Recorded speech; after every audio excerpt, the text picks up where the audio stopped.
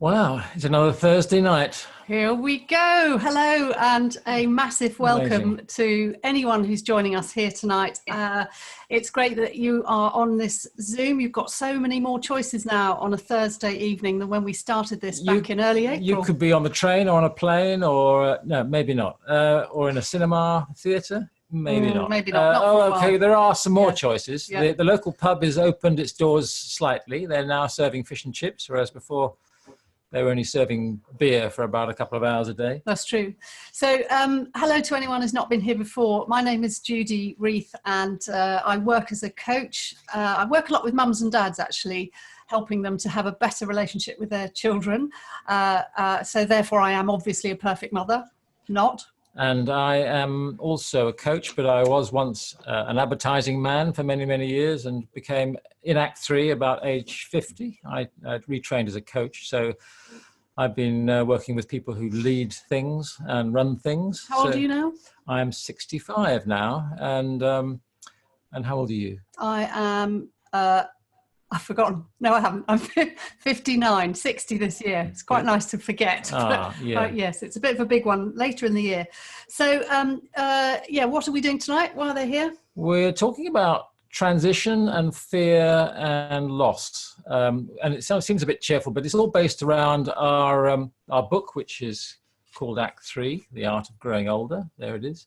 And which we published in April, and we were going to publish it like people normally publish books, but then this virus came along, so we had to do it on a Zoom, and we've been doing it on a Zoom ever since. This is our 13th Zoom. It's unbelievable. Something like that, yeah. But we're going to stop. Next week will be our last in the session, so stay with us. Okay, so as we were saying, and we'll tell you a bit more detail about what we're going to cover tonight shortly, but welcome. If you're in Act 3, for definition purposes, we think of Act 3 as roughly 50, 60, 70, even 80. It's that old time of life when traditionally people retired, but even the word retired has retired. And we know, and we have lots of evidence in the book, and also loads of people we know who are doing amazing things. As many of you I can see on this call, I know what you're getting up to as well. So we'll have plenty of tips about fear and loss and dealing with transition. And we also got a fantastic interview with Thomas and Barbara Hillis, who are friends of ours who just recently made another transition in their lives, but we'll get into that later. So last week we looked at money as we get older, and we know that some of you got up to all sorts of things as a result of that. You booked appointments with financial people to help you, and also got going on conversations with your offspring and people around you. Not everybody has children, obviously, but beginning to have those kind of thoughts about how do we manage our money and what do we want to do with our money. If we have anything spare at all, where might that go as we get older or after we die? And thanks again to Andy Brooks on that. And just to say, we forgot to mention this last week, if you do want some impartial advice, the government... If you're in the UK, this is an international audience, Judy, remember? Yes, people from America, people from New Zealand, Australia, here. Hello. But anyway, well, you can still go on the website if you have an interest of some sort in UK pensions. But it's gov.uk/pensionwise, which is free advice if you trust the government's advice. Let's not go there. Okay, so anyway. I think some of it's trustworthy, well, probably. Yes. So tonight is our second to last one, and next week it's... We're ending with what? Death. Yeah, how to have a good death. Yes, I think it's a good way to end. Yes, go out with a bang. Death has always been a good idea. Anyway, so what are we going to do tonight? Well, we're talking about, in our book, as you can see from the cover, we use the metaphor of a tree. And so tonight we're talking about what helps the tree, and, fertilizes it, helps it grow better, and what hurts the tree, poisons it, stops it growing. There's been a lot of growing going on in our garden right in the lockdown, so we're quite familiar with that. We've planted a lot of trees this year, last year, and I failed to water them adequately, so I'm been a bit naughty. So we'll tell you a bit more about how that fits with the tree for those of you, especially who have no idea what we're talking about when it comes to our Act 3 tree. We'll do a quick explanation shortly. Just a little housekeeping before we get going. Yeah, we're recording this, so please behave yourself, or not, doesn't matter. But just to let you know, we're going to be doing that, and we'll control who speaks. And we won't be splitting into groups this week to talk amongst yourselves because we got too much fun to be had with Thomas and Barbara. Please put your screen on speaker view, which is the top right hand of your screen, just so that you can get the best out of this thing. And then, as you can see, there's at the bottom of your screen, there's a chat box. So we'll just have a little chat now, and you can all the way through. We love to hear from you, whether you're wanting to ask a question or I'm just going to do a test, say hello to you now, and yeah, do say hello. Oh, Angela Reith has said hello to everyone as well. So hello, Angela. And I think we wanted to hear from you straight away. You know, we're going to be talking about loss tonight. We've lost a lot of things as we get older, from our eyesight to waistlines to even a sense of what on earth are we doing? Why do we get up every day? Is it only because we've got a full bladder? There's a sense of a huge amount of loss, but it's not all bad, and we will be looking at that in a more balanced way later. So in the chat, type in, what are you worried about as you get older? What are you worried about losing? And then also, what are you happy to say goodbye to? What are you happy to lose? Yeah, not every loss is a bad thing. I'm pleased to say. What are you worried about losing, Judy? While people are typing that passwords, and remembering where I've put my passwords, and remembering where the gadget is on another gadget that tells me what my passwords are. I'm really worried about that. I'm struggling with it already. You have your passwords written down? Somewhere I do, yes. Yeah. Yeah. But that's the thing. Can I remember where they are?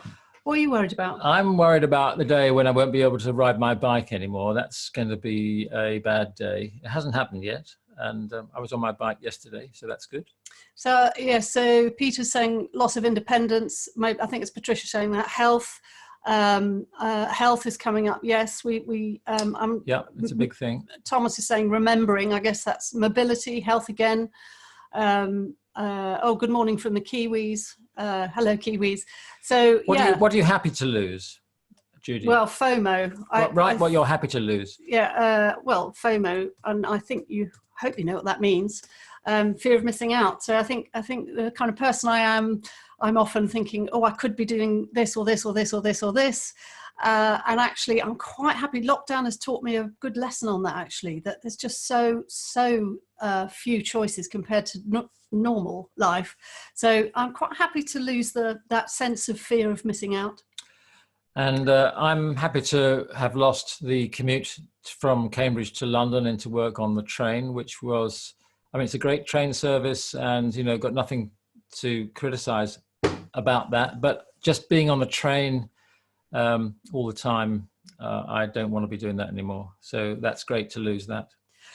So what else is coming in? Yeah, happy to lose crazy schedules. Yeah, I'm worried about losing health and loved ones, memory. Yeah, absolutely. So Tilly, if we could see the next slide, which is the tree.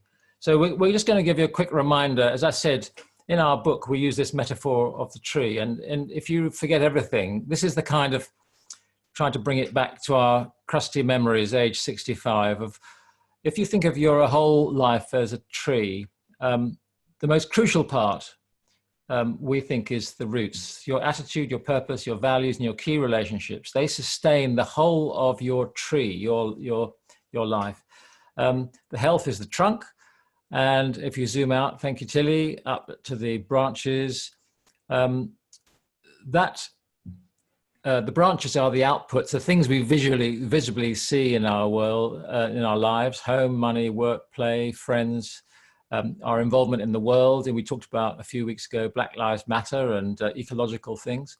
And we put a special branch in there because there might be something that is special to you, which we don't know about, which needs to be paid attention to. So as we say, so if the idea of our whole life in Act 3 is a tree, then we're thinking tonight about what helps that tree and what hurts that tree. And we'll explain that a little bit coming up. But we're going to just do a little poll. Hopefully you're all so Zoom friendly now that you'll know what polls mean. But what part of the tree? So lots of you have been on the Zooms with us, and I hope this is okay for those of you who are new to this concept of ours this evening. But what part of your tree requires the most attention and some planning from you? So, and we couldn't fit all of the things that I just described into this poll, because yes. it's an economy poll. So, oh, play's got masses already. So just select one. Let's see what you're talking about here. So is it your attitude towards aging? Is it your purpose? This is the kind of Eurovision moment where you get to vote. Yeah. Is it your values? Is it your key relationships, perhaps with a partner or an aging parent or a child? When we do these chats, often we've done this at the Guardian Masterclass series, when we were able to do live events. People came in mostly worried about money and health, but actually, in this group, I think in our Zooms, that hasn't been so much the experience, I don't think. What do you think, Judy? Not so much, no. I think play was very popular the week we talked about it. Everybody wanted to talk about that first, about how to bring out that inner child and connect with things that are naturally you, that you love to do. There's still time to vote. Only just over half of you have voted, so click on something or other. It's all anonymous. We can't tell. Nobody can tell who's voting for what. Oh, it's interesting. And anyway, you have to be wearing your reading glasses to be able to see it. Nobody's maybe your sense of loss is about your reading glasses. Attitude's not got a vote yet, nor as values. That's interesting. We're going to end the poll, I think, right now, because we can't wait all night. Let's close the poll. So I close think the poll. Who's the winner? Let's share the results, Tilly. Yeah. Well, Purpose is the winner. Purpose is the winner at 25% of you. Yeah. Requires some thought and planning. That's really good, really interesting, and so worthwhile to put some thought and planning into that. Key relationships is important, 20%, tied with work and play. So it's interesting, isn't it? Yeah. Okay. And people's got their values nicely sorted out, and their attitude, I think. Well, that's really encouraging. Yep. Lovely. Thank you for taking part in that. Okay, so at this point, we always take just 30 seconds to bear in mind those that are on our minds that are not having such a great time right now through ill health or concerns or stuck in transition, dramas and worries and fear, perhaps struggling with COVID issues, particularly people we haven't seen for a long time, maybe people we would love to be able to hug and we can't. So we light a candle for them, just to keep all these people in our minds and hearts as we one of them just called us before we started to say, yes, Vera, who is known to many of you on this call, and Thomas, she said, particularly sorry to miss your session with us tonight. Her sister-in-law has been is seriously ill in Paris and they can't get there, so she is dealing with that this evening. So we're thinking about Vera and her family. And as we always say, we're not talking about light stuff in all of this, and it's very important that you take care of your own self, your feelings in everything. It may be that there's some difficult stuff that comes up. I would be encouraging you to take out the positive stuff out of this conversation that you can, rather than dwelling on the stuff that's difficult. And if you're finding life really difficult, then feel free to get back in touch with us by email if you wish to have an offline conversation. But for tonight, take out something that you can work with that's going to move you on. So that's why we call it Act 3. It's about action. Yeah, and keep your ears tuned in to what you notice or hear that speaks to you and what you might want to do about that as the evening ends and then in the coming week. You know, what are you actually going to take out of this? So what helps the tree, Judy? Yeah, well, we when we wrote the book, we went through all of those outside things, the branches, but we also realized that there's certain things that really help our tree to be a healthy tree and things that actually hurt it. We could do a whole evening on that, but we just thought we'd boil it down to a little bit for this evening. So in essence, what's helping our tree is two things. One is planning. Most of you who've been on these calls will know that we are definitely saying planning is good news. And at the same time, we completely respect some people hate planning and can't bear the thought of even thinking about whether they'll have a cup of tea or not. So and we'll touch on that with Thomas later. The definite truth is that as we age, the options narrow, become more hard for us, and therefore what plans we make are really important. They really help your tree. And the other thing is assets, and we'll come to that in a minute, but we just want to read you a little extract from a lady we met called Nina, who had the most astonishing planning conversation in her 50s with her three siblings and their mum and dad. So parents were in their late 70s, early 70s. So she says, I'm very lucky. My 3 siblings and I are very different, but we all get on and we're reasonably comfortable talking about certain things. Every family has its taboo topics, but mum and dad were very pragmatic and logical. They had their conversations in their early 70s before they brought the idea to us to move to live nearer one of us. And they moved before they had to. They were still very active and reasonably healthy. It was definitely forward planning and then thinking, we won't be like this in 10 years' time. And later we had further constructive conversations as a family about mum moving again after dad died, and then about her own death and her funeral wishes. We were all in tears at some point. But if you and your siblings are as steady as you can be, it makes the conversation much easier. So the ground was set. It wasn't like we'd never spoken about any of these things.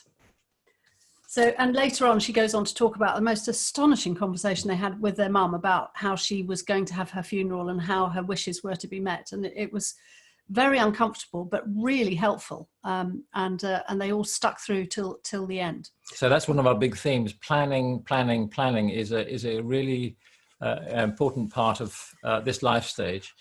And the other thing that helps the tree is paying attention to our assets. And we have assets that we can see and assets that we can't see, visible assets and invisible assets.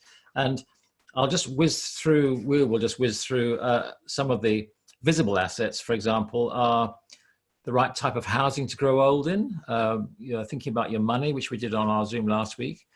Geography, interesting that Thomas and Barbara will talk about that a bit. Access to loved ones and local community. Being near shops, community activities and medical care. Good transport links. Having interests, old and new. Health, of course, is an asset.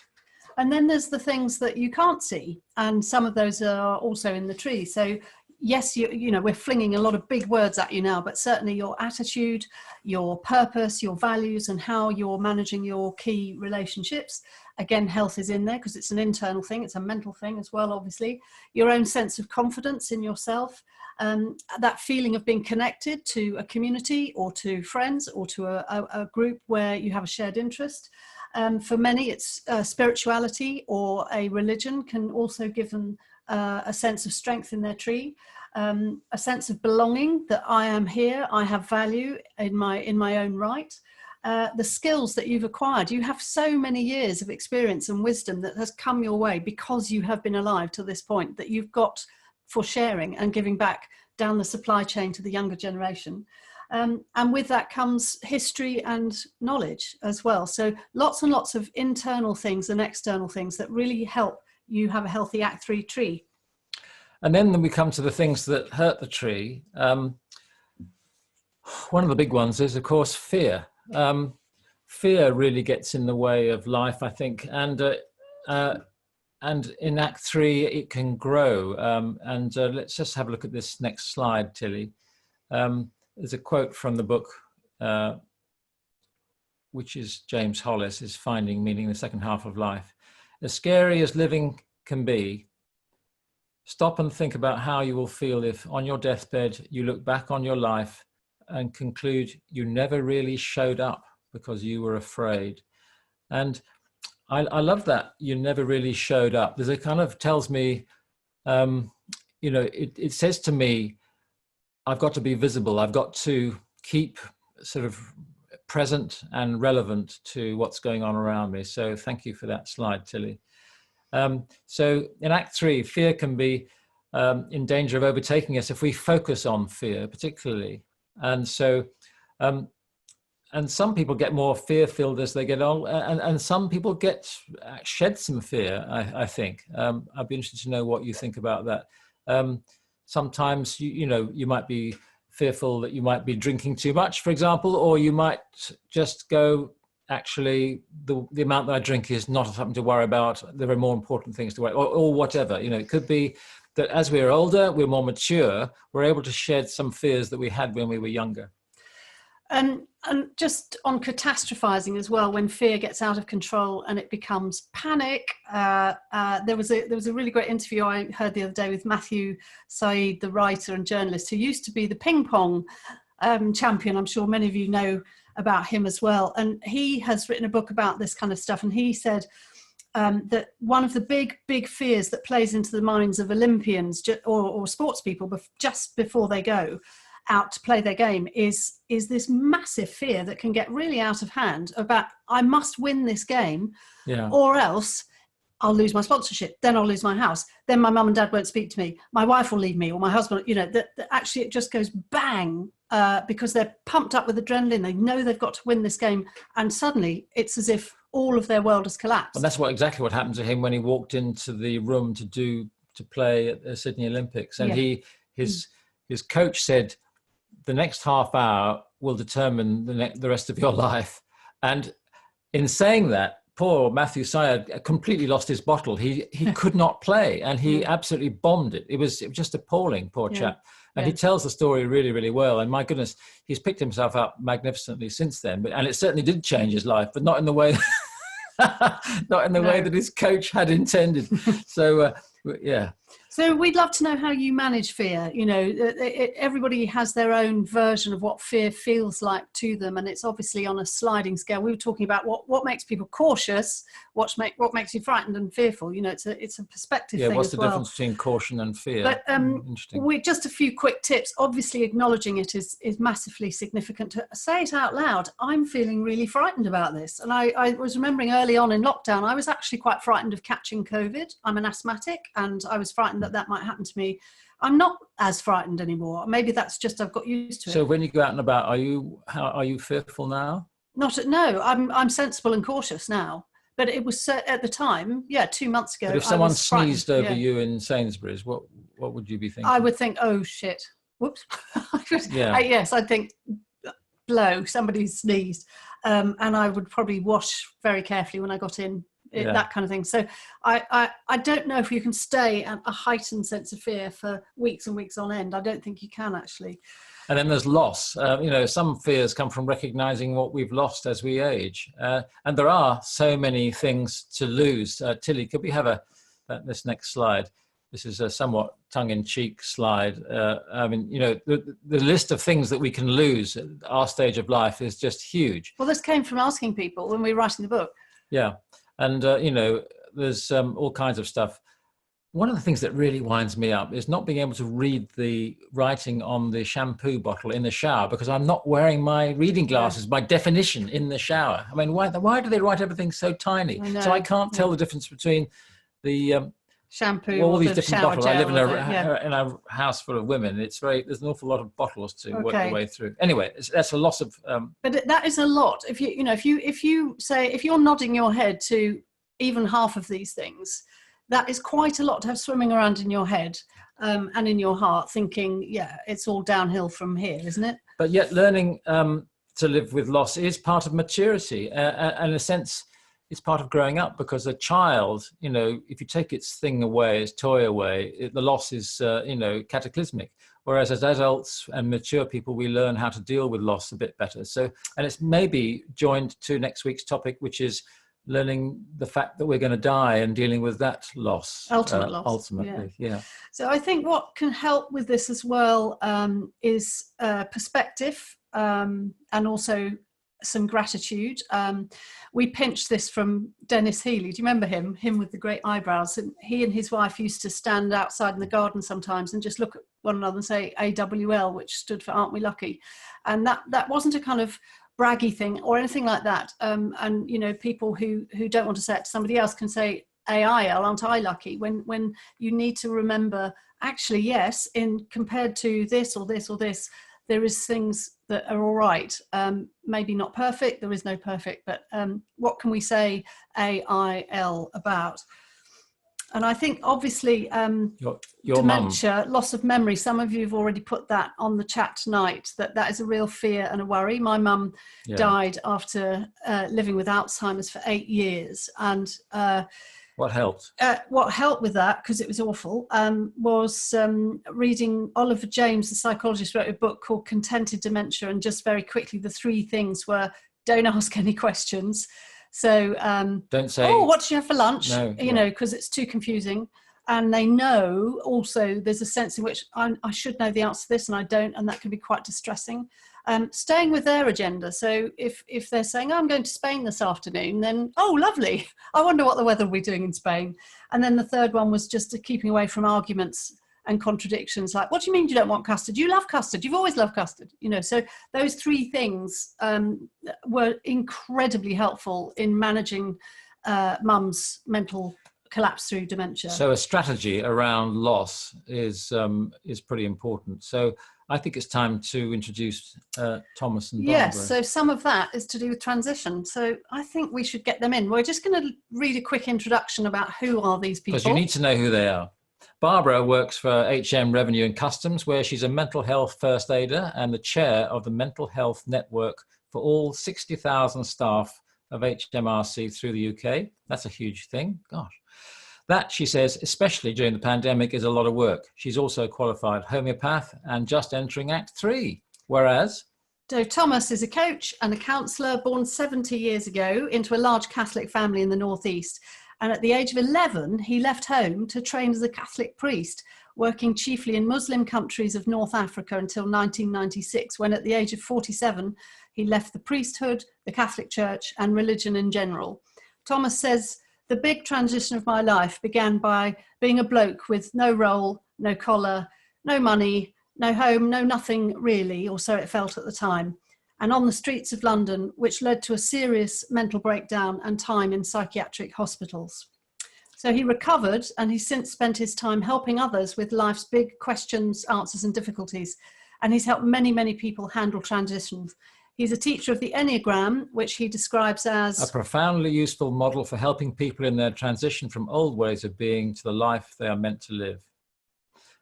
Barbara and Thomas met at a salsa class with an 18-year age gap. They took each other on, went through the transition together from being single to building up a good, solid marriage with shared parenthood of Barbara's 2 young boys. Recently, they took on their latest adventure, leaving behind years of a lovely life with lots of friends and networks to move hundreds of miles away where they knew nobody. Wow. Let's bring them in. Unmute yourselves. Are you unmuted? We are unmuted. Are you there? Hey, there you are. Welcome, welcome. Hey. So Thomas, in midlife, Yeah. you ditched the Catholic priesthood and became homeless and penniless. Yeah. What a transition. Tell us about that. Well, the actual transition was hell, basically, as I've often said. I don't believe in hell after life, after death, but I do know that it exists before death. Certainly, it was hell. And it was worth it. There was not one moment that I regretted the decision that I had made to leave the path that I had been following. Not one moment. And now, virtually every day, I feel the gratitude of having done it, you know, and having been led to do it. I think, see, being a priest, they call it having a vocation. But all of us have, you know, it's a religious sort of term usually. Well, I mean, doctors have a vocation, nurses, whatever. It's a path.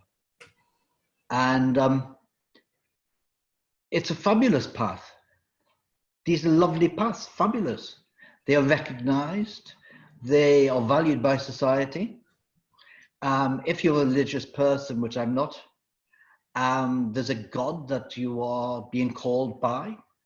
And it's wonderful. You're doing exactly what society values. And that's what I was doing. And I had that vocation, if you wish, from the outside, from the womb onwards, basically. And people ask me, well, obviously it was your parents that said, you know, you have to be a priest. No, it wasn't. It was you. It was me listening to an outside voice. Our real vocation comes from within, well, in my experience. Yeah. The call to be who we are. So when you left, did you start listening to a different voice? I mean, certainly, yeah. I tried. That voice had been whispering at me from a very early age, also. Very often, I'm saying this in front of my darling wife, very often it was the voice of a girl, of a woman. Very often. If I do have regrets, it would be in that area of the hurt that I caused. And I got to the point of leaving on many, many occasions and could not do it. Mm.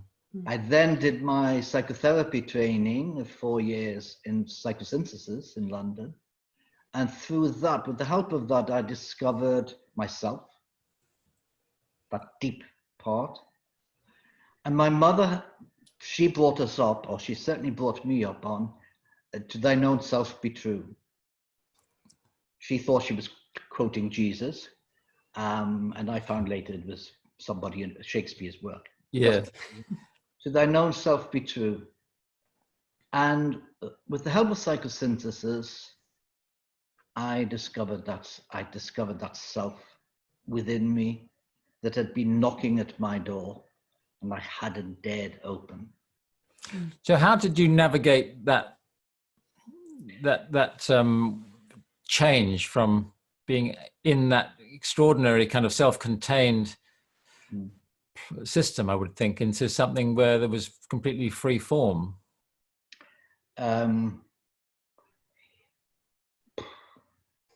You're talking of fear. It was terror. Mm. It was just terror. Mm. And I clocked myself in London. I don't think that's the expression, to clock oneself in. But anyway, I clocked myself into a psychiatric hospital in London. And I gave a bit of my story to the consultant. And the consultant said to me, first of all, he said, "You are not going mad," which was fabulous to hear. I often say that to clients, actually. And then he said, with what you have gone through in your life, the fact that you're in this mental state that you are in now is a sign of your very good mental health. Mm. So with clients, for instance, and others, particularly perhaps in this coronavirus situation, Yeah. if people are feeling fear and anxiety and dread and whatever, it's a sign of their health. It's a healthy reaction to a very unhealthy situation. Yeah. And yeah. And what strategies do you have for them to deal with that fear? To be with it. I'm wondering about the fertile void that you mentioned, which is Well, to a go very fruity with, expression. yeah, well, it's a Gestalt expression. It's to be with them, to go into that void with them, and to help them hold it and to be held there. Hmm. Transition is about creating a space. It's about pausing. It's about that's my opinion, sorry, my experience is. It's about being in a space where we are with whatever is. Yeah. And if you have that's what I try to do. I try to be with the person before I try to do anything or try to get them to do anything. What happens if someone doesn't have a person like you to come alongside them, Thomas?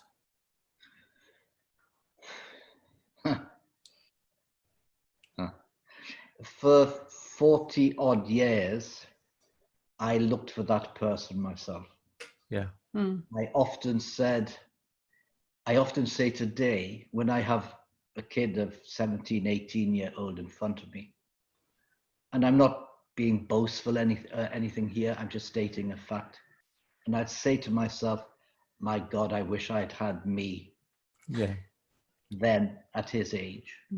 Yeah. Because within the system, whether it be the Catholic Church or within any organization, it seems to me that you've got to find the help somewhere else.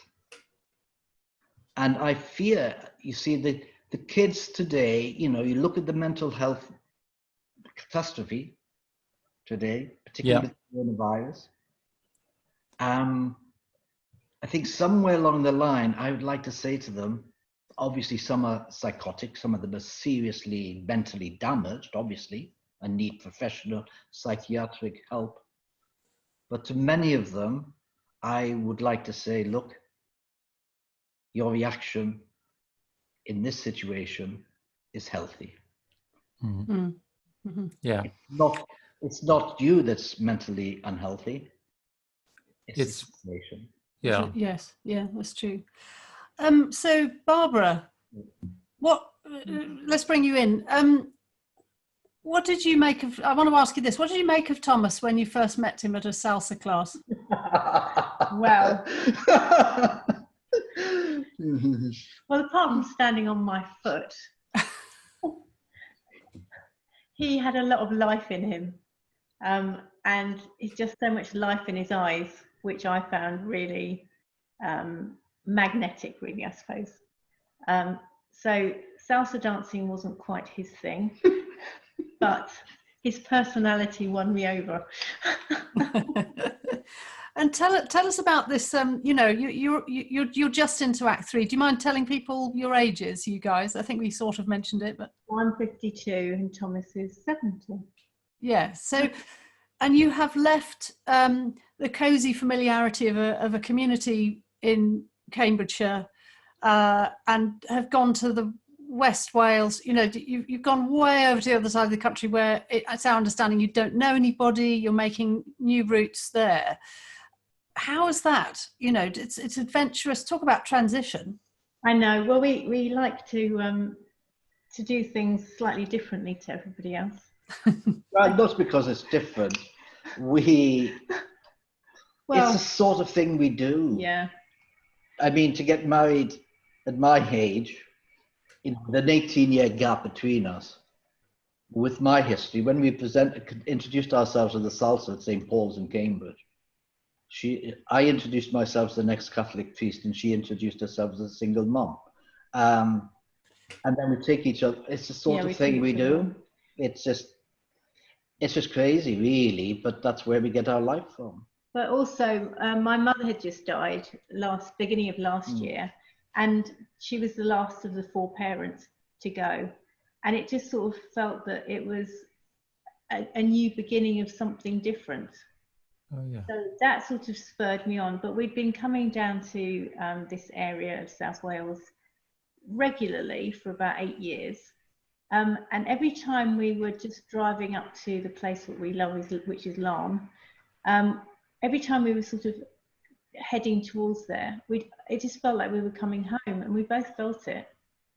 So once my mother died, the next time we went, which was sort of like a month later, just before we went, I had a look at Rightmove, and I said to Thomas, "Oh, there's a house there.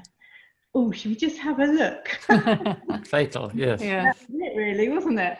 And I said to her, "Okay, there's no way we're moving there at all." And so we practiced saying no all the way there. Saw this house, they opened the door, and that was it. We said, went, "Oh my yes. God, So what was it that was the yes? Was there a voice speaking to you? And when you said it felt like home, what does that feel like? Well, what's the data? It's a gut thing. Yeah. It's like when we got married, Thomas in his speech, you just said, It's right. It's right. It's a gut thing. You're talking about, well, I'm talking about the soul. I'm talking about our deepest being. That, you know, that part of us that we can't give a name to. It's an indescribable part of us. And that house actually that we first went for actually fell through, and we sat down and we thought, oh, that's it, that's over. We're going to be staying where we are, and we're not moving. And then we thought about it over the weekend, and we thought, what do we really want? Yeah. And we just thought, we want excitement. We want, because Thomas moved in. I already had the house that he moved into. You know, Yeah. so this was our first home together as a couple and sort of shared equally. And we just love the area. And every time we've been to this area, the people are so friendly and welcoming. And that's exactly what we found when we arrived. We've made friends so quickly. Within a couple of days, we'd already made friends. How have you started to make friends when you're starting from scratch? Because we arrived here on a Thursday night, neither of us ought to go to church or anything. Both of us used to. I certainly used to, because and Barbara used to. But we woke up on the Friday morning, and Barbara nudged me and she says, "We are going to church on Sunday." And I said, "What?" And it seemed like to me, for some reason, you know, there's all of those little books that we talk about, that we read.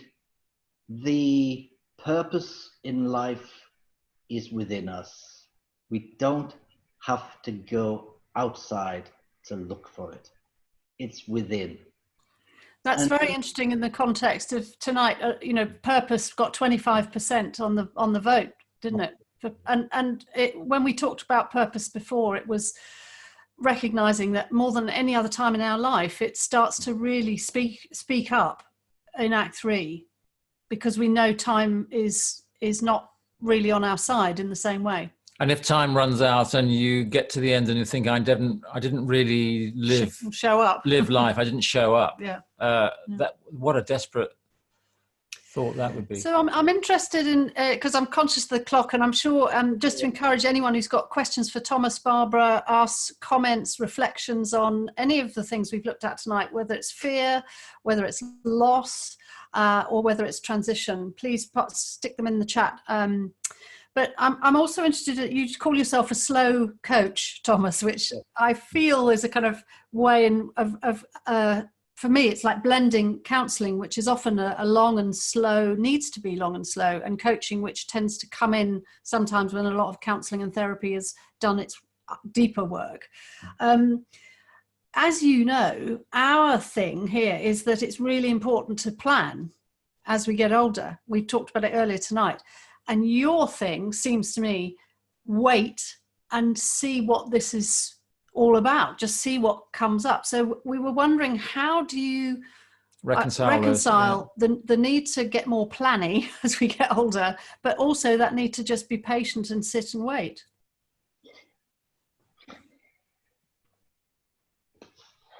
Well, we're waiting now there for that 1 second. And there was confusion. We had all sorts of ideas came there in that 1 or 2 seconds. One thing that I am very happy to be losing with age and wisdom and experience, one thing I am happy to be losing is the polarities between planning and not planning. My attitude with coaching or counseling is, we're not going to hang around more than is necessary. Somebody, particularly in coaching, I want to get this job done as quickly and as efficiently as possible. To get that done efficiently, quickly as possible, we got to take our time. More haste, less speed. Gandhi, I mean, we quote Gandhi on all sorts of things, whether he actually said it or not. He didn't say anything, none of those quotes. But if you ask his wife, she might tell you. But Gandhi, you know, said, because he was quite an active guy and he had to do quite a lot of planning and achievements and everything. I mean, he got India out of the British Empire, I believe, and stuff. So he's quite a busy guy, and he used to meditate 1 hour per day. And one day he woke up and he said, I have so much on today. I have to achieve so much. I must meditate not for 1 hour, but for 2. Yeah. And that's the way it is. You take the time, you discover what it is that you are being called to from within, that is yours. The plans, they just come naturally. Once you've got without pulling, without pushing, they come naturally. So yeah, let's plan. Angela's saying here, I think it takes a long time to dig down and find what you really want. Do you think that that can also be found earlier in your life as well? Yes, it can, yeah. My first reaction, but might have been rather flippant, well, stop digging. So the digging gets in the way. Just being contradictory. In the next phrase, I would say, keep digging. Yeah, Stop digging and let it come of its own accord. Just give it the space to grow. So in that implies trust. Who are you trusting? Are you trusting yourself? Oh, then you're getting into something really deep. You're trusting. You're just trusting. You're trusting that all shall be well. Now you can put the name of God on there. You can put the name of Buddha. You can put the name of psychosynthesis, coaching, whatever name you put it on. But basically you're trusting that all is well and all shall be well. You don't have to name it. But I believe, experience the fact that the universe, existence, all it is, at the deepest of levels, is okay. And our molecular scientists and these guys that go into the really deep, molecular stuff, subatomic, whatever, they are saying that today. They're saying what the poets and the mystics have been saying for many thousands of years. All is well. There's a comment that Katie has put up. It says it's hard to sort out what one needs when in a relationship with someone for 50 years. Then I suppose I'd ask her then how. Describe it. Yeah. Where you are now, describe it. Yeah. How? What are you saying? Well, when we did the key relationships bit on this, it doesn't have to be a husband or a wife or a partner. It could be it's a sibling or a parent or a very close friend, and perhaps you've got stuck in something for decades. But I think we like to think there is always a chance to reboot these things if you feel you can give yourself permission to do that.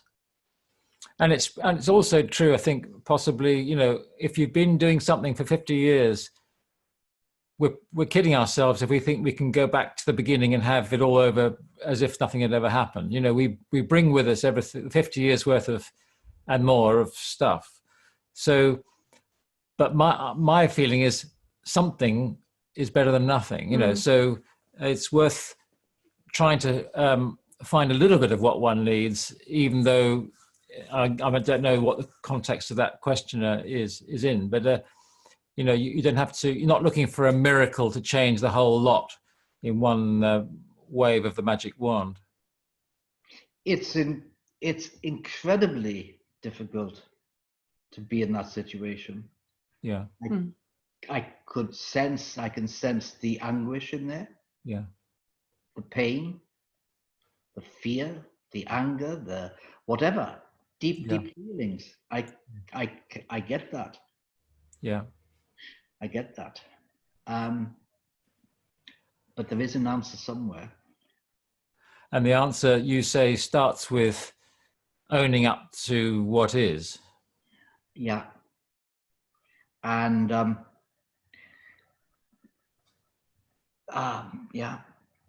once you've heard that inner call, it's true. Go with it. I mean, I was 47 years in the Catholic Church. I was born to the Catholic Church. Yeah. I was conceived, my conception, I was conceived as a priest. Yes. So I was really in there.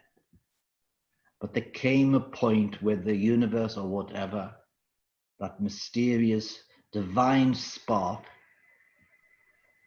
says it lights us up, and we know what is to be done. We have a choice. We then have a choice. And ironically, your divine spark took you out of a religion divine setting.